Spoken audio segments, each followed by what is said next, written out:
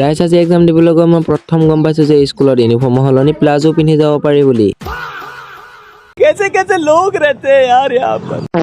Hello' friends, মই চফিকুল আৰু welcome back to my another blog. তো আজি ৰাতিপুৱা এই বোকা ৰাস্তাৰে গৈ ফাইনেলি মই গৈ পেলাই স্কুল পালোঁগৈ, কাৰণ আমাৰ এক্সাম চলিয়ে আছে নহয় ৰাইজ। তো স্কুলৰ ভিতৰলৈ সোমাই গৈ পেলাই ধুনীয়াকৈ ফাইনেলি এক্সামটো আজি দি দিলোঁ। এক্সামৰ পৰা ওলাই দেখিছোঁ যে গোটেই স্কুলখন মানুহে ভৰ্তি হৈ আছে। মই বোলো হাতী বা কিবা এটা ওলাইছে চাগে। পিছতে গম পাইছোঁ যে এডমিশ্যন ল'বলৈ আহিছে হেনো ছাত্ৰ ছাত্ৰীসকলে। বাৰু এচব কথা বাদ দিয়ক, এতিয়া আমি যাবলৈ ল'লে এক্সাম দি পেলাই ঘৰৰ ফালে। ঘৰলৈ যাওঁতে আকৌ মই নাজানো এই অট'খনৰ ছোৱালীবিলাকে কিয় জানো মোক দেখি সদায় হাঁহি থাকে, সেইকাৰণে আজি সিহঁতকো উঠাই দিলোঁ ৰাইজ। তোমালোক কোনোবা যদি চাই আছা প্লিজ কমেণ্ট এটা কৰি দিবা দেই।